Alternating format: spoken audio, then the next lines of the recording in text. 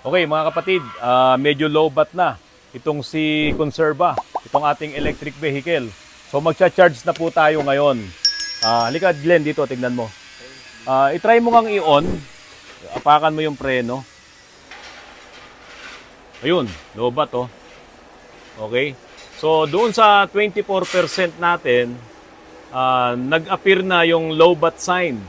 So dapat talaga na mag-charge na tayo. Kasi kung gagamitin mo pa to, pupunta ka pa dyan sa Pasig, no? Baka kulangin na talaga yan. I-charge na natin mga kapatid. Charge na natin. Tara, pakita ko po sa inyo kung paano to i-charge. Mga kapatid, ito po yung mga kasama na gamit para po ma-charge mo si Conserva, yung ating electric vehicle. So ito ay isasaksak mo lang doon mismo sa ating wall socket. Dito, doon sa extension na lang. No? Magsasaksak tayo ngayon ng kuryente at ikakarga naman natin, magkakarga tayo dito sa ating electric vehicle. Buksan mo nga ito. Diin mo lang todo. Ayun, no? Tapos dito. Pakita mo rito, Glenn. Ha? Hindi, pa ganon. Ayun. Okay. Hawak mo to. Kargahan na natin. Sasalpak natin to. Yan. Tapos, i-ready ngayon natin to doon sa saksakan natin. Saksak mo yung ating pinaka-adapter. May adapter tayo eh. Uy, nabagsak. Sige. Yan. Ito ngayon yung pinaka-adapter natin. Lagay mo doon. Saksak mo doon. Kasi 220 tayo eh. Kaya siya may adapter, mga kapatid, kasi nga ito yung kanyang plug. So, saksak mo na ngayon yan doon. Saksak mo na yan, oh. Yan. Okay? Tapos ito ngayon ay isasaksak naman natin dito. So ito, may power din siya. Yan. So, bago mo buksan yung power, saksak mo na muna to. Yan. So, ready tayo mga kapatid. Pasensya na kayo ha. Nandito tayo sa shop eh. Okay. So, ito na. Ipa-power ko na po ito. Kita ba? Power ko na. Yan. Ayun, gumana na rin po tayo dito. Yan. So, charging po ito. Kaya po siya nagbi-blink. Charging na po tayo. So, dito po, charge. Tapos, kapag may fault, ito naman yung iilaw. So, since wala tayong fault, so ongoing yung ating charging. Tapos, dito naman po, pengi pa ako isang upuan. Okay, sapinan mo nga ka, Wilmer. Yan. Okay. Tignan ngayon natin, ang doon naman sa gauge natin, kung may nangyayari. So ayan po, ongoing po yung ating charging. So nakikita nyo rito yung nagra-run na kuryente natin. So ayan, 17 amperes. Tapos continuous naman yung ating charging dito sa ating battery. So pagka ayan ay nadadagdagan, siyempre tumataas yung porsyento. So mga kapatid, nagamit ko po yung almost 75% na yon ng 4 days na akyat baba, Antipolo, Cainta, Antipolo, Cainta. So, yung po kasing isang fully charged nito, 142 pesos lang. Kasi nga po, 12 kilowatt per hour times 12 kilowatts din yung nakarga dito. Kaya 142 pesos yung nagastos ko sa isang full charge. So, ibig sabihin, yung nagamit ko na yun na 4 na araw, ay hindi pa ako gumastos ng 142 pesos kasi may natira pa. Ganun po katipid itong electric vehicle na ito. Kaya lang, hindi ko nasunod yung 330 range na dapat matakbo nito. Kasi nga po, dito sa Antipolo, ay araw-araw from Cainta, aakyat ako dito. Siyempre, bundok po dito. Kaya ganun din ang mangyayari.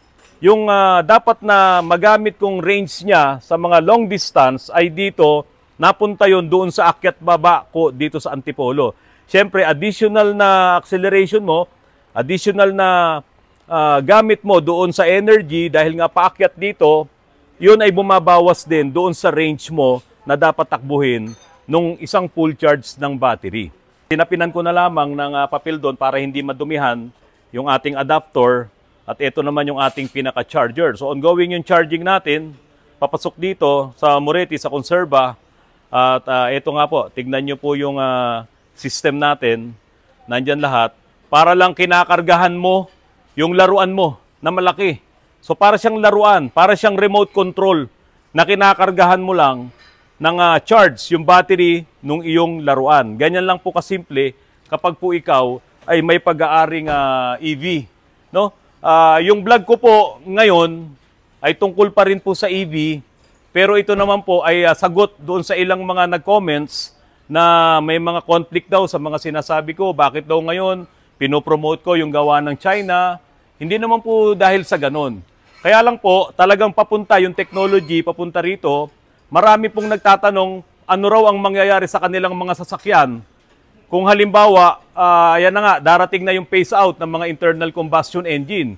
Kaya ko po ginawa yung vlog kahapon para magkaroon lang kayo ng idea na itong mga ganitong klase ng mga sasakyan ang pwede mong pang-convert doon sa mga luma mong mga internal combustion engine.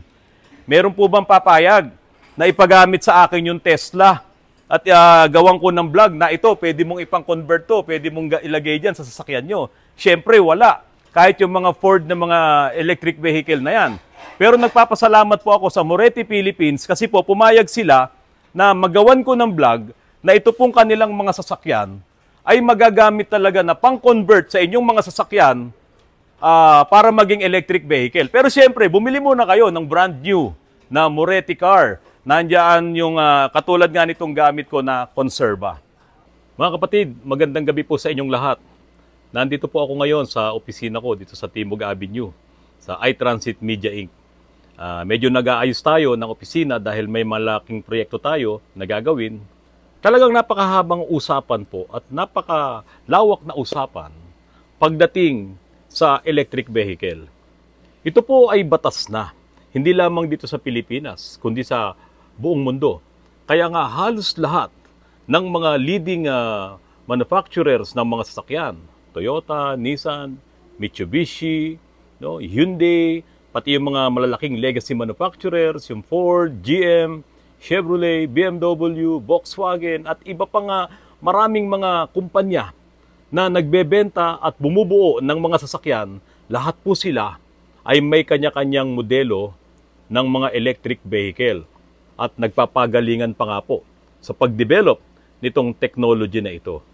Kaya lang, dito sa Pilipinas, hindi pa po talaga natin tanggap. Gawa nga nung hindi naman natin kaya yung presyo talaga ng mga mamahaling mga electric vehicle. Kaya ang dumarating ngayon dito sa Pilipinas ay yung mga, sabihin na natin, mga entry level lang na mga electric vehicle, yung mga naibebenta. At marami na rin po ang bumibili nito. Meron na rin naman pong mga mamahaling mga electric vehicle na nandito sa Pilipinas. May Tesla na dito. At yung mga BYD na yan. Hindi naman po mura ang isang electric vehicle. Ang isang magandang modelo ay nagre-range din po ang kanyang halaga.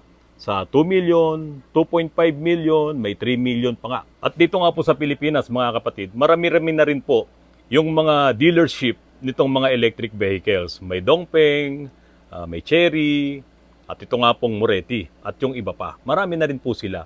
Marami na rin po ang nakakabili nitong mga electric vehicles po na to. Sa totoo lang, mas marami yung mga e-trikes na talaga pong fully electric na sila na ginagamit ngayon na mga pampasada sa mga iba't ibang mga lugar po natin dito sa Metro Manila. Ngayon mga kapatid, hindi naman po talaga ito mapahihindian na. Hindi na ito aatras pa. Kasi po ito ay batas na kailangang mangyari. Kaya habang dumarami po ang bumibili nitong mga electric vehicles na ito, ay nagkakaroon din naman ng tsansa itong mga gustong mag-convert ng mga electric vehicles dahil sa kapag dumami na itong mga users ng mga electric vehicles na to, dadami na rin po yung magninegosyo. Magtitinda ng mga aftermarket parts na yan, yung kailangan para doon sa mga ibinebentang electric vehicle. At habang nangyayari yon, kasabay yung technology, kasabay yung pagdating ng mga pyesa na yan, at kasabay na rin na nasisira yung mga ibang mga electric vehicles na nabili na rin nila 5 taon na nakaraan. So ibig sabihin, darami rin yung mga second-hand na electric vehicles, dadami rin yung mga junk na electric vehicles na buo pa yung ibang mga pyesa, dadami rin yung mga mara-write off or yung kukunin na lang ng insurance dahil nabangga o kaya nasira ang battery. O ganyan po kasi ang pagdating sa electric vehicles. So ibig sabihin, hindi mo talaga yan mapapahindian. Darating at darating ang mga electric vehicles at darating din yung panahon na maiisipan mo na i-convert mo itong sasakyan mo na internal combustion engine para maging isang electric vehicle. Speaking of conversion, alam nyo ba sa US ay talagang kino-convert nila yung kanilang mga internal combustion engine para maging isang electric vehicle. Yung mga Porsche nila, Volkswagen nila, no? At iba pang mga lumang sasakyan. Binibili nila yung mga junk na Tesla, yung mga nabanggang Tesla, napapakinabangan pa nila yung battery, papakinabangan pa nila yung motor.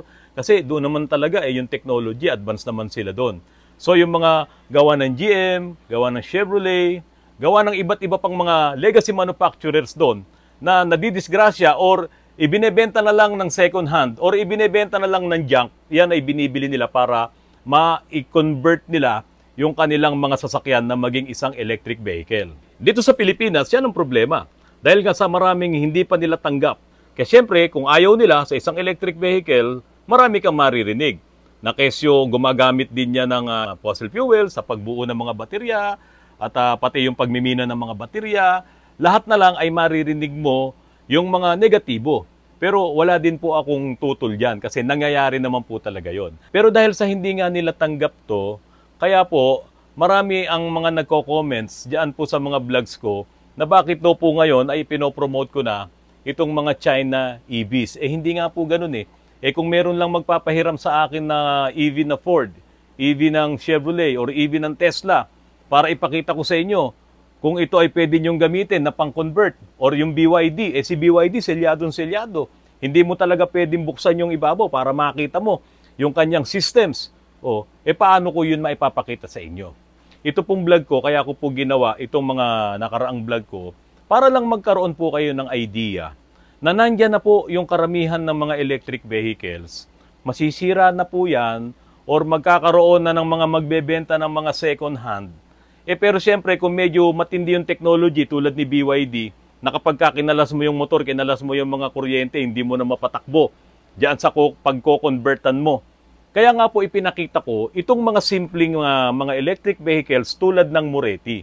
Kasi hindi mo naman talaga ito matatanggihan na dahil doon po sa EBITDA law, sa Electric Vehicle Industry Development Act, talaga pong kasama naman doon na pwede kang mag-convert, pwede kang mag-install, pwede kang gumawa ng mga electric vehicle. Kasama po yan doon sa industry na yun, doon sa batas na yun. Kaya hindi po bawal na i-convert mo ang iyong internal combustion engine na maging isang electric vehicle. Ngayon, kaya ko ipinakita yung sa Moretti kasi iyon ay running na, gumagana na, nagbebenta na sila. At ang isa pang maganda doon, approved na rin ng LTO, kaya nga may plate number na yung dala-dala kong electric vehicle. So isa yon sa magandang idea para kung sakali mang ikaw ay makabili ng isang electric vehicle na segunda mano, na gusto mo naman na ang gawin mo na lang ay buhayin mo yung luma mong sasakyan at ilipat mo doon yung mga gamit ng electric vehicle na yon. Iyon ay pasok na pasok po doon sa magiging project mo kung halimbawa. Karamihan po ng mga electric vehicle na nandito sa Pilipinas, halos lahat po ay made in China. Ngayon, kung ako ay magmumukmuk na lang dito sa lugar ko na ito at sasabihin kong huwag kayong bumili ng mga electric vehicle, may iiwan po ako sa technology. Kasi hindi na nga po ito pwedeng pigilan pa. At dahil nga po sa sumisigla na ulit itong business na to at yung maraming mga Pilipinong businessman ay nagdi-dealer na po nitong mga electric vehicles na ito tulad po ng Sobel de Ayala. Di ba? Meron po sila niyan. Si Mr. Chavit Singson. Nagdi-dealer po sila. At iba pang mga mayayaman na mga kababayan natin, sila ring mismo nagbebenta ng mga electric vehicles po na ito. So ngayon, habang dumadami yung mga bumibili nitong mga electric vehicles na ito, kapag iyan ay masisira na or iyan ay segunda mano na, saan yan pupunta? Mga kapatid, baka naman tanggihan nyo pa na kapag ka po yung iba sa atin naghahanap ng pyesa, ang hinahanap nila, kung walang dahil nga sa mahal ng original, yung bago, ang hinahanap nila surplus. Di ba? Ngayon, yung mga bumibili ng mga every wagon ng mga Suzuki, dinadala dito yan. galing sa Japan, pinuputol-putol lang yung body niya. Pagdating dyan sa Davao, pagdating dyan sa Mindanao, binubuo ulit at bibilin mo, converted na. Di ba? Hindi nga siya electric vehicle. Pero pwede ring mangyari yon sa mga electric vehicle. Kasi ito namang mga electric vehicle ay kumalat na rin dyan sa iba't ibang panig ng mundo. Sa US, sa Japan, may sa Europe, ang dami na po niyan. Ngayon, kapag iyan ay ayaw na nila, nagsisilbi po itong surplus. At yung mga surplus na yan, diyan po magaling ang Pilipino.